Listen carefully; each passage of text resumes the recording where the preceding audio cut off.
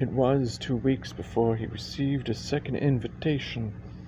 Somehow in the interval he had begun to identify the sculptural beauty of her figure, the strong but tender face with his marble statue of Night in the Medici chapel. It was a warm May Sunday when the Marchesa's servant Foa arrived with a message from the Marchesa. "My mistress bade me tell you, messer, that she is in the chapel of San Silvestro al Quirinal, that the church is closed and pleasant. She asks whether you would care to come and lose a little of the day with her so that she might gain it with you." He was excited as he refreshed himself in a tub of cold water with Urbino set out on the garden porch, then dressed in dark blue shirt and stockings he had bought against just such an invitation, and made his way up the hill. He had hoped to be alone with her, but as Vittoria Colonna came to greet him, gowned in pure white silk with a white lace mantilla over her head, he saw that the chapel was filled. He recognized illustrious members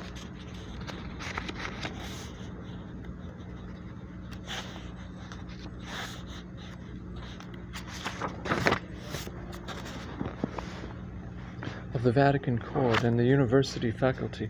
A Spanish painter was complaining that there was no good art in Spain because the Spaniards considered painting and sculpture of little worth and refused to pay for it.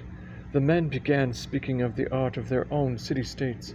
In Venice, the portraits of Tiziano; in Padua, the frescoes of Giotto; the singular painting of the municipal chamber in Siena; in Ferrara, the works in the castle; in Pisa, Bologna, Parma, Piacenza, Milan, Orvieto. Michelangelo knew most of these works and only half listened, for he was watching Vittoria, sitting motionless beneath a stained glass window which threw a sheen of variegated color over her flawless skin. He found himself wondering about her. If her marriage to the Marchese de Pescara had been such a great love match, why had they been together only a few months out of the 16 years? Why had the Marchese remained in the north of Italy during the long rainy winters when no war could be waged? And why had an old friend looked away when he had asked under what heroic circumstances the Marchese had been killed? Suddenly he became aware of a silence in the chapel. All eyes were turned on him. Cardinal Ercole Gonzaga politely repeated the question, would Michelangelo tell him of his favorite works of art in Florence? With his face slightly flushed and his voice a little off-key, Michelangelo spoke of the beauties of the sculptures of Ghiberti, Orcagna, Donatello, Mino da Fiso, of the painting of Masaccio, Ghirlandaio, Botticelli. When he had finished, Vittoria Colonna said, "Knowing Michelangelo to be a modest man, we have all refrained from speaking of the art of Rome. In the Sistine he has done the work of 20 great painters. Surely all mankind will only one day see and understand the creation through his painting." Her enormous green eyes engulfed him completely. Now when she spoke, it was directly to him, quietly, chastely, yet her voice had a peculiarly throaty quality. Her lips seemed only a few inches from his. "Michelangelo, do not think that I overpraise you. In the point of fact, it is not you that I praise at all, except as a faithful servant. For I have long thought that you have a divine gift and were chosen by God for your great tasks." He searched his mind for an answer, but no words formulated themselves. He wanted to speak only of how he felt about her. "His Holiness has done me the favor of allowing me to build a nunnery for the young girls at the foot of Monte Cavallo," continued Vittoria. "The site I have chosen is by the broken portico of the Tower of Messinus, where it is said that Nero watched Rome burning. I would like to see the footprints of such a wicked man wiped out by those of holy women. I do not know, Michelangelo, what shape or proportion to give the house, whether some of the old work may be adapted to the new. If you would care to descend to the site, Signor, we could study the ruins." "You are indeed kind." He had had no idea of being kind. He had merely hoped that he and Vittoria could descend to the old temple alone and spend an hour together. While going over the piles of stones, Vittoria invited the entire group to accompany them down the hill. Michelangelo salvaged the right to walk by her side, charmed by her closeness, the physical, spiritual, and intellectual emanation that engulfed his senses. He emerged from his emotional cloud long enough for the architect to break through to make an estimate of where the convent could best be placed. "Marchesa, I think this broken portico might be converted into a campanile. I could make you some drawings for the convent." I did not dare to ask for so much. The warmth of her gratitude reached out like two arms to embrace him. He congratulated himself on his stratagem in breaking down the impersonal barrier which Vittoria kept high between herself and the others. "I will have some sketches in a day or two. Where may I bring them to you?"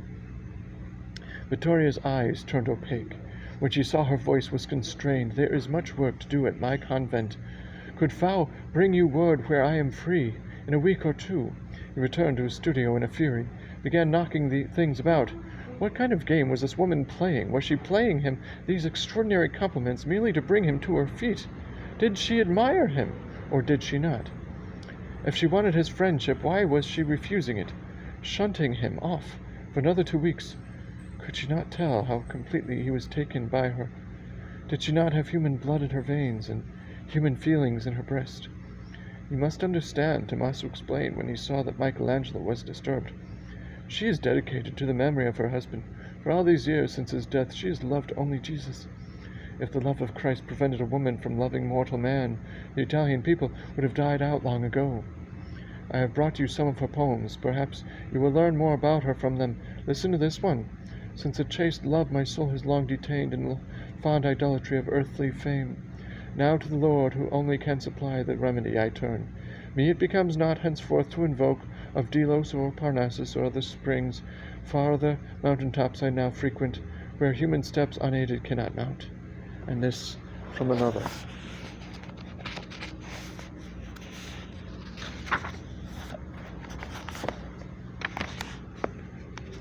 Would that a voice impressive might repeat in the holiest accents to my inmost soul the name of Jesus in my words and works, attest true faith in him and ardent hope. Michelangelo chewed on the words for a few moments, running his index finger through the furrows of his brow. She sounds like a woman deeply hurt by death. "Permit me to doubt. What then? My instinct tells me something is wrong." When Tommaso had departed, Michelangelo asked Urbino to refill the oil lamp and sat quietly before the sheaf of papers, studying their content. He read from the poem written to her husband. "Thou knowest, love, I never sought to flee from my sweet prison, nor patient through. Thy dear yoke from my neck never withdrew. What that first day my soul bestowed on thee, time hath not changed love's ancient surety. The knot is still as firm, and though there grew, moment by moment, fruit bitter as rue, yet the fair tree remains as dear to me, as thou hast seen how that keen shaft of thine, against which the might of death himself is vain, smote on one ardent, faithful breast full sore. Now loose the cords that fast my soul entwine, for though of freedom ne'er I recked before, yet now I yearn my freedom to regain." He was puzzled. Why had Vittoria described her love as a prison and a yoke? Why would she yearn my freedom to regain from a love to which she had devoted the whole of her life? He had to have the answer, for he knew now that he loved her, had loved her from that first blinding moment he had laid eyes on her in the garden of San Silvestro. There are ways of getting information. Resourceful Leo Baglioni assured him among the Neapolitans in Rome, particularly those who fought alongside the Marchese. "Let me see who among them owe me favors." The material took 5 days to assemble. When Leo came to the studio, he seemed weary. "The facts started raining on me as though someone had pulled a stopper in heaven. But what tires me, even in my cynical old age, is the amount of myth that passes for truth. Urbino, be so good as to bring Signor Baglioni in a bottle of our best wine." First of all, this was no lyrical love affair. The Marchese never loved his wife and had fled from her a few days after the wedding. Secondly, he wenched the whole way from Naples to Milan. Third, he used every excuse known to inventive husbands never to get into the same city with his wife. And fourth, the noble Marchese pulled one of the most dastardly double treasons in history, betraying both of his own emperor and his fellow conspirators. Rumor has it that he died by poison a very long way from anybody's battlefield. "I knew it," cried Michelangelo. "Leo, you have just made me the happiest of men." "Permit me to doubt. What the devil do you mean? Knowledge will make your life harder rather than easier. I feel that if Vittoria Colonna learned that you knew the truth about her marriage... Do you think I'm an idiot? A man in love will use any weapon against a woman he is importuning. Importuning! I have yet to get an hour alone with her. He was drawing at his long table, piled high with paper, pens, charcoal, a copy of Dante's Inferno open to the story of Charon, when Vittoria's servant foe entered to invite Michelangelo for the following afternoon to the gardens of the Colonna Palace on the hill above his house. The fact that he had summoned him to her ancestral home rather than a church, garden, or chapel led him to believe that they might be alone. In a fever of expectancy he wrestled with a stub pen. Nay, prithee tell me, love, when I behold my lady, do mine eyes her beauty see? In truth, or dwells that loveliness in me, which multiplies her grace 1,000-fold? The Colonna Gardens occupied an important part of the slope of Monte Cavallo, thickly planted with trees whose greenery Michelangelo could see from his house. A servant led him along a trail heavy with jasmine and bloom. From a distance he heard a babble of voices and was keenly disappointed. He came in sight of a summer house shaded by plane trees, with a waterfall and lily pond to keep the air cool.